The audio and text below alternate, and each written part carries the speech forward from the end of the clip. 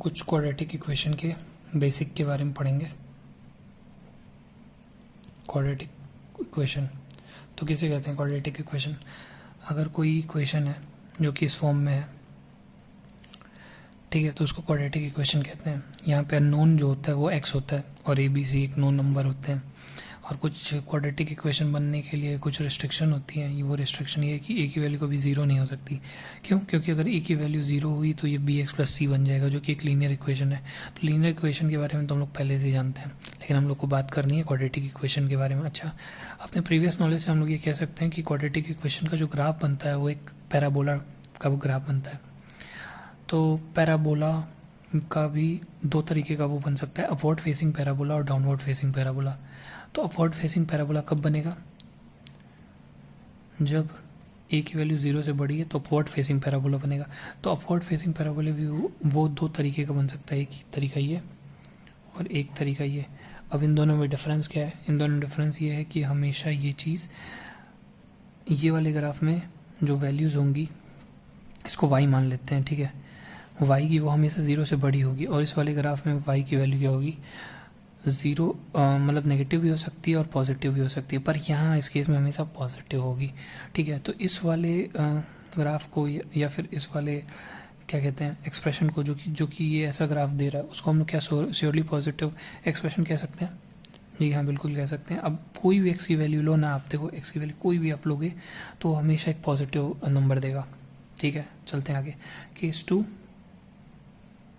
जब a की value zero से छोटी होगी, a की वैल्यू ज़ीरो से छोटी होगी तो डाउनवर्ड फेसिंग पैराबोला बनेगा। और दो तरीके के बन सकते हैं वो, पहला तो ये वाला, दूसरा ये वाला, ठीक है, अरे सॉरी ये वाला।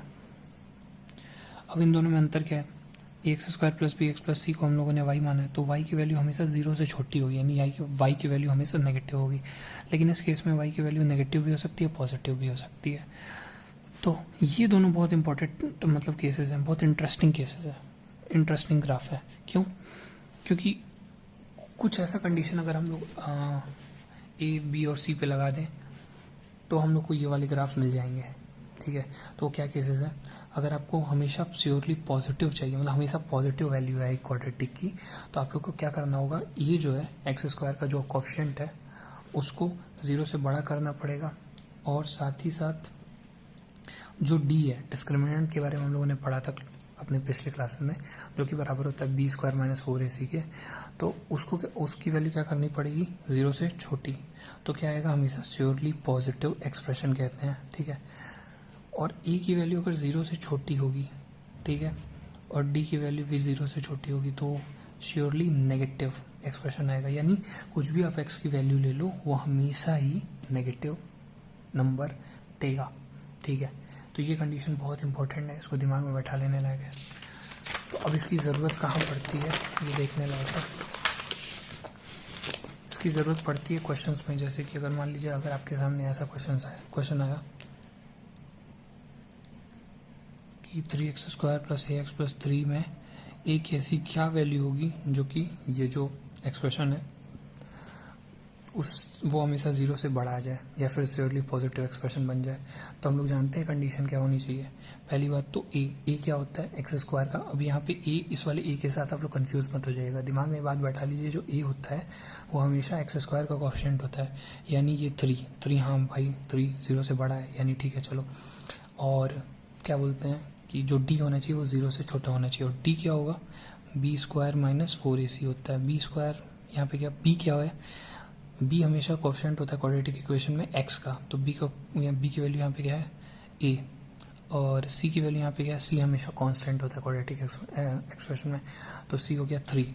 तो d कितनी, d की वैल्यू क्या हो गई? a² - 4 × 3 × 3, और a है ही 3, a हम लोग जानते हैं 3 है। यहाँ से देख के ये हमेशा ज़ीरो से बड़ा आना चाहिए, सॉरी ज़ीरो से छोटा आना चाहिए, तभी क्या होगा कि ये श्योरली पॉजिटिव एक्सप्रेशन बनेगा। तो a² - 36 > 0, यानी a + 6 to a - 6 > 0। Wavy curve method से जो रूट्स हैं उनको नंबर लाइन पे रिप्रेजेंट कर दिया है। फिर अल्टरनेट पॉजिटिव नेगेटिव, और हम लोग को चाहिए क्या? नेगेटिव, यानी ए बिलोंग्स टू -6 to 6, लेकिन क्या होगा ओ स्मॉल ब्रैकेट, क्योंकि हम लोग को -6 और 6 को लेना नहीं अपने इंटरवल में। क्यों? क्योंकि 0 से छोटा दिया, 0 के बराबर नहीं। ठीक है, ये वाली चीज़ हो गई। और कुछ क्वेश्चन लगाएंगे इस पर, जिससे कि हम लोग का ये कॉन्सेप्ट दिमाग में बैठ जाए।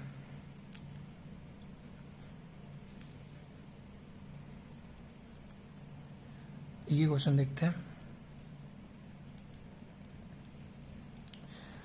इस क्वेश्चन में क्या है कि ए की वैल्यू हम लोग को बतानी है, जिससे कि ये जो एक्सप्रेशन है वो हमेशा 0 से छोटा है, चाहे आप कोई भी वैल्यू लो एक्स की। ये जो साइन होता है इसको पढ़ते हैं हम लोग फॉर ऑल। ठीक है, तो इस केस में क्या होना चाहिए, ए हमेशा नेगेटिव कब आएगा, जब ए की वैल्यू 0 हो और डी क्या हो, लेस देन 0। ए हमेशा, आप लोग को ये बात याद रखनी है, क्वाड्रेटिक इक्वेशन में जो ए होता है वो एक्स स्क्वायर का कोफिशिएंट होता है। ठीक है, ए 0 होना चाहिए। और रही बात डी की वैल्यू 0 से छोटी होनी चाहिए। बी की वैल्यू यहाँ पे क्या है, डी की वैल्यू है होती है बी स्क्वायर -4ac। यहाँ पे बी क्या है, 1 है, क्योंकि बी होता है एक्स का कोफिशिएंट। ए क्या है, ए वही ए ही है। और सी क्या है, -1। ठीक है, तो डी की वैल्यू क्या हो जाएगी, 1 - 4 इंटू ए इंटू -1, तो 1 + 4a इज लेस देन 0। ठीक है,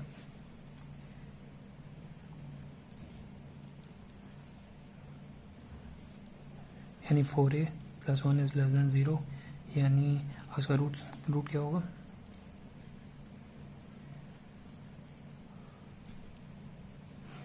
अल्टरनेट पॉजिटिव नेगेटिव, लेकिन हम लोग को चाहिए क्या, नेगेटिव।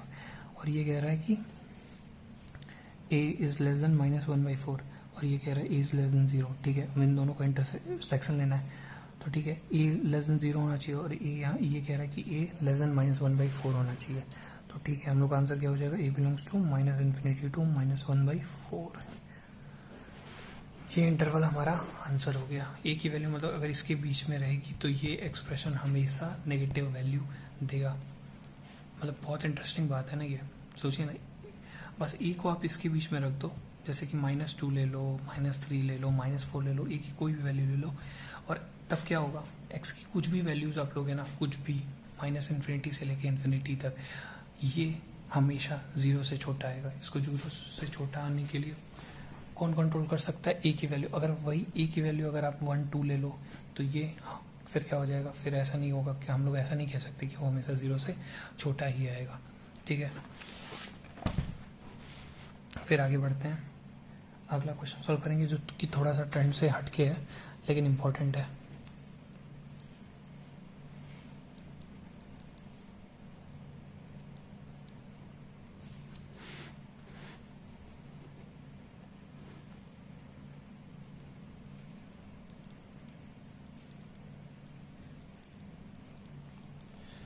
ठीक है, अब ये क्वेश्चन कह रहा है कि यहाँ एक टर्म है जिसका स्क्वायर किया गया है, और यहाँ एक टर्म नहीं, एक्सप्रेशंस है, तो उनका स्क्वायर करके ऐड किया गया है। और पूछा जा रहा है कि ऐसा कब होगा जब इनको एडिशन करेंगे तो एक्स की क्या वैल्यू होगी कि वो 0 के बराबर आ जाएगा। तो रही बात, जैसे कि आप समझो बात, अगर कोई 2 पॉजिटिव नंबर है, ठीक है, उसको अगर आप ऐड करोगे हमेशा, तो वो कब 0 हो सकता है। या तो देखो, एक केस यही होगा कि अगर 2 पॉजिटिव नंबर्स को ऐड करोगे तो हमेशा वो 0 से बड़ा ही आएगा, चाहे कुछ भी कर लो आप।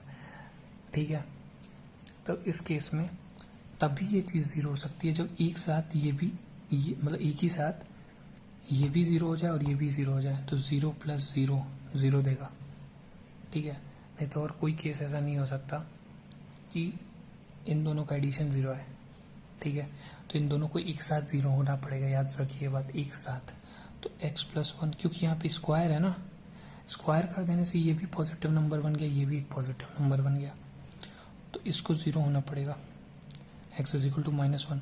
साथ ही साथ इसको भी 0 होना पड़ेगा। दोनों सेम x की वैल्यू पे 0 होनी चाहिए। ऐसा नहीं ये x = -1 पे 0 हो रहा है, और ये मान लो x = -1, ये वाला x = -1 के अलावा किसी और पे 0 हो रहा है, तब फिर कहेंगे कोई कॉमन पॉइंट आ ही नहीं रहा है, तो इसलिए कोई आंसर ही नहीं होगा। लेकिन देखते हैं शायद आ जाए। तो इसको श्रीधराचार्य फार्मूला लगाएंगे तो क्या आएगा, रूट्स 8/3 + -1/2 -2 -3 +1 -1, देखिए आ गया, यानी x की वैल्यू -2 -1। अब हम लोग को एक कॉमन सोल्यूशन मिल गया ये और ये, यानी हम लोग कह सकते हैं कि x is equal to -1 is our answer. यानी x की वैल्यू जब -1 होगी तो ये कंडीशन सेटिस्फाई हो सकता है। इसी तरह सेम इसी की तरीके का एक और क्वेश्चन भी है, mod x + 1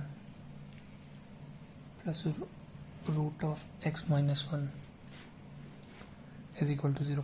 अब ये भी समझो, ये भी एक तरह का पॉजिटिव नंबर ही है, ठीक है, कोई वैल्यू ले लो ये हमेशा पॉजिटिव ही आएगा। लेकिन यहाँ पे थोड़ा सा रिस्ट्रिक्शन ये है कि x की वैल्यू 1 से छोटे नहीं ले सकते आप, क्योंकि x की वैल्यू अगर 1 से छोटा लोगे तो इमेजिनरी नंबर बन जाएगा। और लेकिन हम लोग अभी इमेजिनरी नंबर में नहीं डील कर रहे हैं।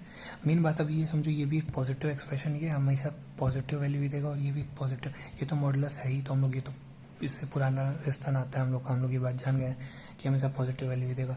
तो एक ही साथ जब ये दोनों 0 होंगे तभी हम लोग को दोनों का सम 0 आएगा, ठीक है। तो ये हो रहा है x इज इक्वल टू 1 पे 0 और ये हो रहा है x इज इक्वल टू -1 पे 0। कोई कॉमन पॉइंट नहीं आ रहा है, यानी इसका आंसर क्या बोलेंगे हम लोग, कोई सोल्यूशन नहीं है, नो सोल्यूशन, ठीक है। फिर आगे बढ़ते हैं, एक अच्छा क्वेश्चन लगाते हैं।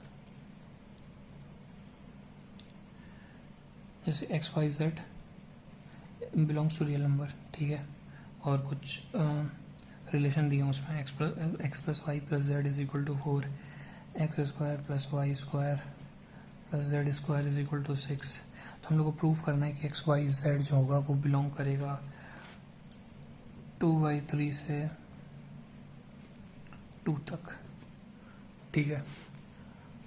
तो क्या करते हैं हम लोग, x² + y² + z की वैल्यू, ये जो वैल्यू है ये यहाँ से रख देते हैं,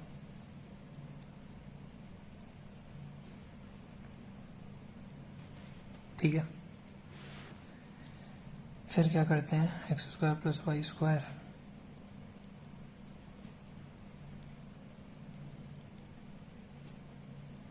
सिंपल मैथ्स लगा रहा हूँ मैं, इसमें कोई चीज़ टफ नहीं है, बस आप लोग ध्यान से देखिए। और किसी स्टेप में अगर प्रॉब्लम होगा तो आप लोग कमेंट सेक्शन में कमेंट कर सकते हैं।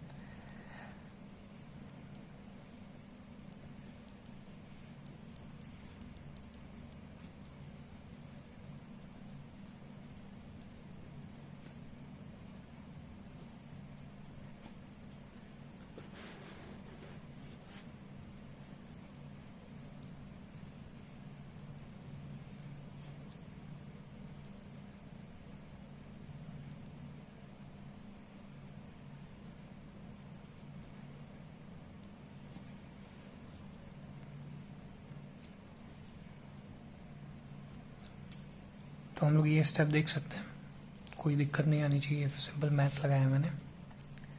और फिर आगे बढ़ते हैं यहाँ से।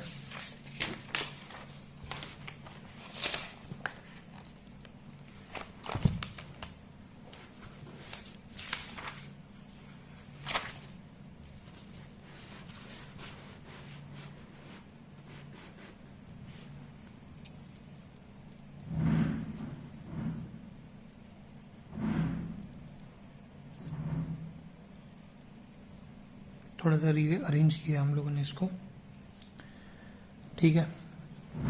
तो अब बात समझो, x belongs to real number है ना, x की वैल्यू यानी रियल आ रही है, ठीक है। तो x की वैल्यू कब रियल आती है इस केस में, हम लोगों ने अपने पिछले क्लासेस में पढ़ा है, x की वैल्यू यानी x जो हम लोगों ने अभी लिखा हुआ था ना इस क्वेश्चन में, x y z belongs to real numbers.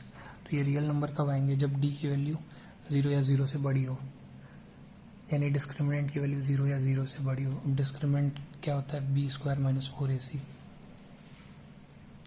अब b क्या है यहाँ पे, y - 4 है,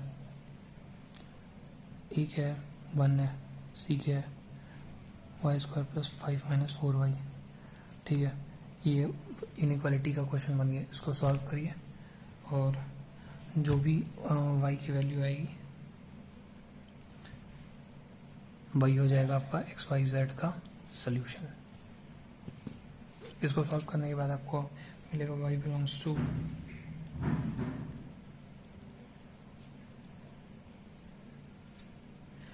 और ये अभी जैसे आप लोगों ने शो किया ना वाई बिलोंग्स टू 2y3 से 2, वैसे आप लोग x को भी शो कर सकते हो, y को और z को भी शो कर सकते हो। बस चेंज क्या करना है, जैसे कि हम लोग को पता है ना x plus y plus z is equal to 4 आ रहा है और x square plus y square plus z square is equal to 6 है।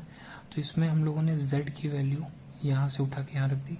अब अगर आपको और सबका पता करना है तो अब इसमें x की वैल्यू रिप्लेस कर दो, ठीक है। तो बाकी आपको अगर x की वैल्यू रिप्लेस करोगे तो फिर क्या क्या आएगा आप लोग को, या फिर आपको जैसे यहाँ पे क्या था z की वैल्यू रिप्लेस किए तो चांसेस क्या था x और y का वो आने का, जो क्या कहते हैं इंटरवल। इसी तरह अब आप x की वैल्यू रिप्लेस करोगे तो y और z की वैल्यू आपको मिल सकती है, y और z की। वो डिपेंड करेगा कि आप यहाँ पे इसके साथ क्या ले रहे हो।